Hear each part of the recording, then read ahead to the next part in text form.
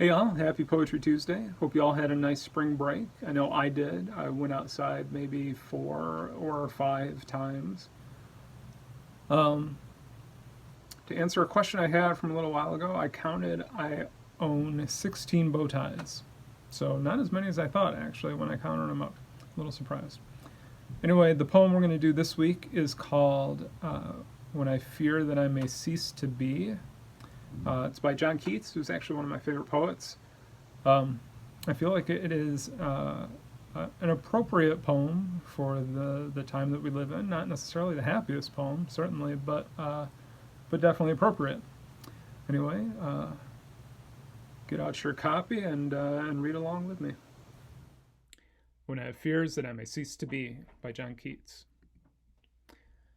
When I have fears that I may cease to be, before my pen has gleaned my teeming brain, before high piled books and charactery hold like rich garners the full ripened grain, when I behold upon the night's starred face huge cloudy symbols of a high romance, and think that I may never live to trace their shadows with the magic hand of chance, and when I feel, fair creature of an hour, that I shall never look upon thee more, never have relish in the fairy power of unreflecting love, then on the shore of the wide world I stand alone and think, till love and fame to nothingness do sink.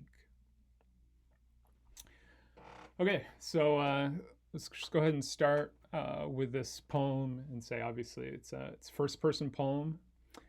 There's a rhyme scheme. There's a certain number of lines. Maybe we could divide it up. I don't know. Why don't you pause the video for a second, take a marker out, and kind of mark up your screen, and see what you come up with.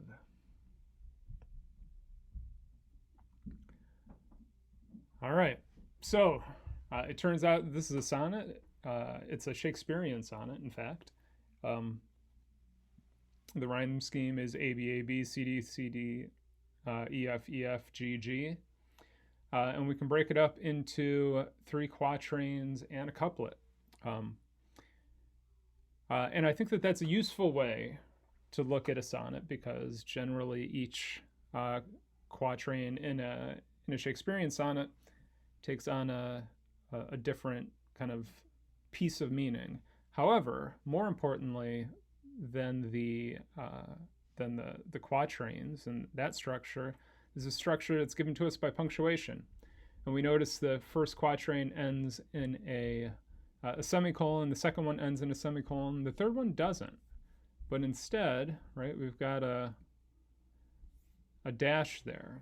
And that's kind of the end of that thought, right? We look at that quatrain, and when I feel, fair creature of an hour, that I shall never look upon thee more, never have relish in the fairy power of unreflecting love.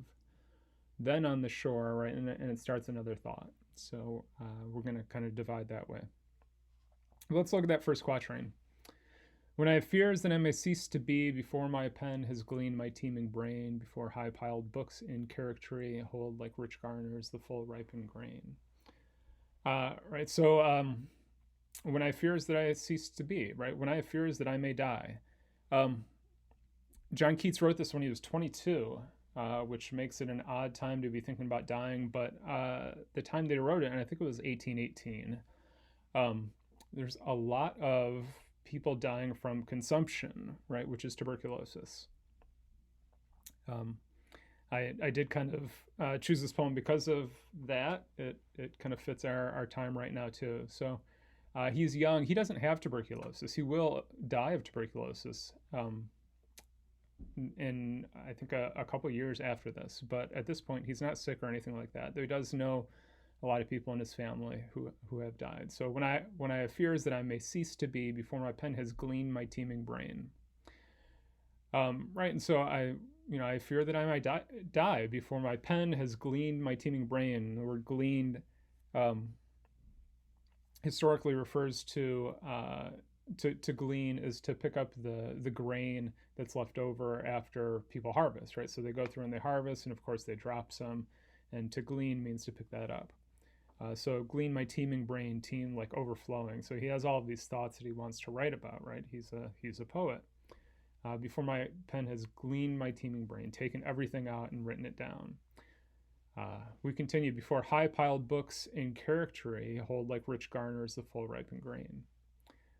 So before high-piled books in charactery is just the symbols that we write in characters, hold like rich garners the full ripened grain. You're okay. Well, what's a garner? Given the context, and also you could look it up and see. A garner here is like a storehouse for grain. So before high-piled books in character hold like rich garners the full ripened grain, I have fears that I may cease to be before I have filled these books with all my writing. And you'll notice that there's this harvest metaphor that's going through that imagery. We gleaned and teeming, and the garners of full ripened grain, right? And so he's talking about fearing about dying before he can harvest all of the thoughts and write them down in poetry. Okay, the second quatrain. When I behold upon the night's rich starred face huge cloudy symbols of a high romance, and think that I may never live to trace their shadows with a magic hand of chance. Right. So his subject changes a little bit.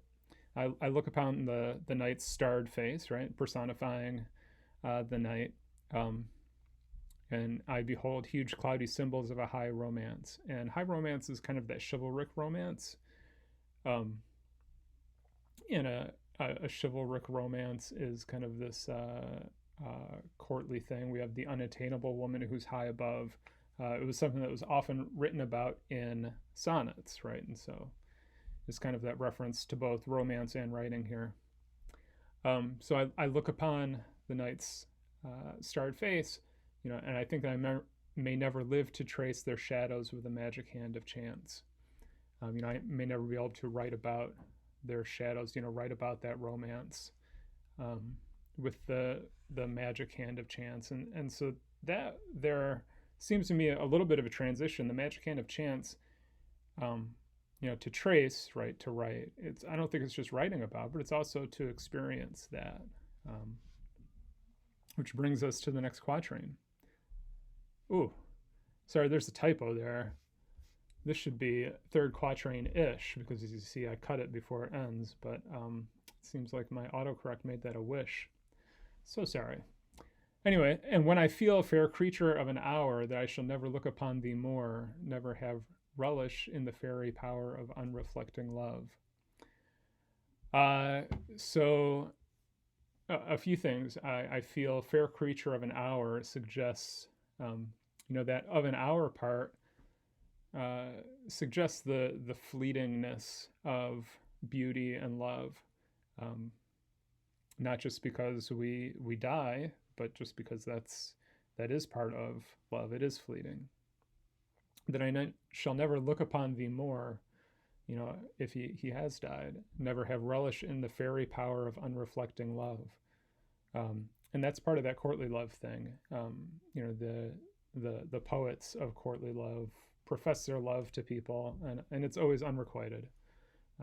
It's not reflecting, but there's a power in it, and he calls this a fairy power, which I think suggests some weakness in it, but still something magical.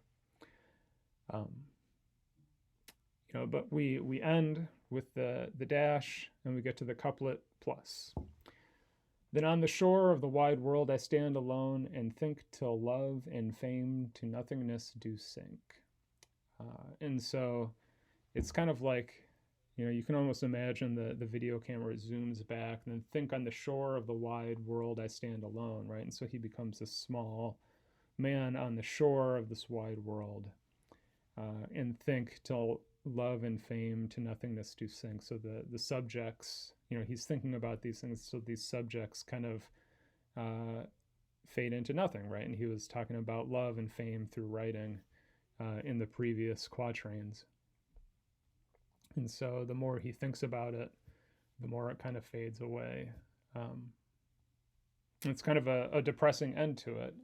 How does he deal with the fears, but just thinking about the fears, it all kind of fades away. The fame and nothingness, the love and fame fade to nothingness. He becomes isolated. And,